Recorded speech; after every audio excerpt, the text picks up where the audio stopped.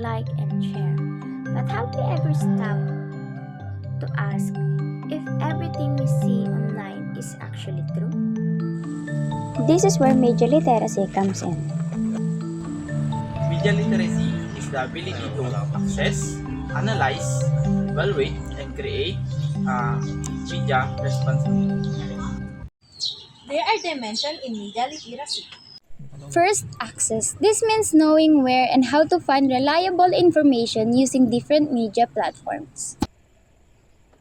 Not everything we see online is accurate. Media literacy helps us examine messages carefully. What to do? Who is the person who created this? What is the purpose behind this? Third, evaluate. We judge if the information is credible, biased, or misleading. Fourth, create. We don't just consume media, we also create it. Media literacy teaches us to share content ethically and responsibly. Learn to think before you create. Now, what are the advantages of media literacy? May bagyo? Halatang fake news? It helps you to avoid fake news, misinformation. To think Ay, critically. tingnan nyo to, oh. Parang AI yung ano. Tama ba? Parang AI, no? Oo. Pero mukhang totoo eh. Mukhang totoo talaga, oh. Kaya nga eh, Pero bakit kaya ano? puro ginagamit din sa pangloko ng ibang tao. Siguro nga. Baka di afford na ano, pumunta ng ibang bansa. It encourages responsible digital citizenship. And it empowers you to express ideas clearly and creatively.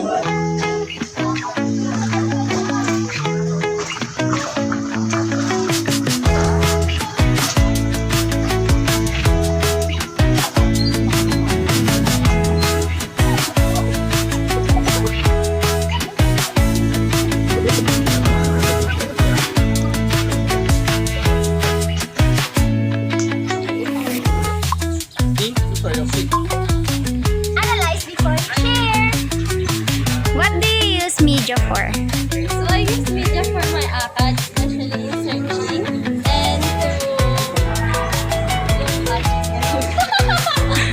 What do you mostly see in media? About news,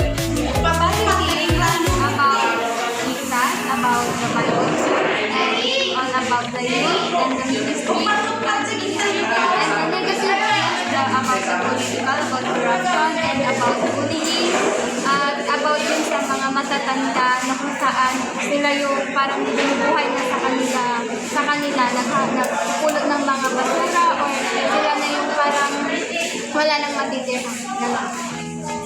What do you use media for? kumuha ng mga information, yung source na kabilang sa agriculture, plants, and any substances. What do you see in media? Okay, so madami akong nakikita sa media like yung mga nagsasalita about God wherein as ng kabataan ay sinasabi na diba, this life is very challenging. Dapat huwag kang sumuko at kung yung nararanasan mo na pagsubok. And yun nga, nandyan si God na parang na nakagabay sa atin para tulungan tayo na malagpasan lahat ng pagsubok na yun. What is media to you and how do you use it? Media for me is the technology that we use in our everyday life, especially now we're living in a 21st century world where technologies are widely used.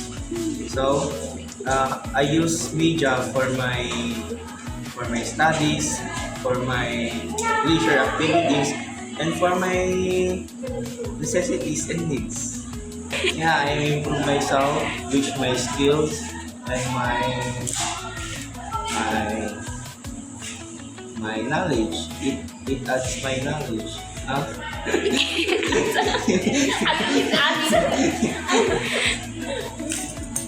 Okay na?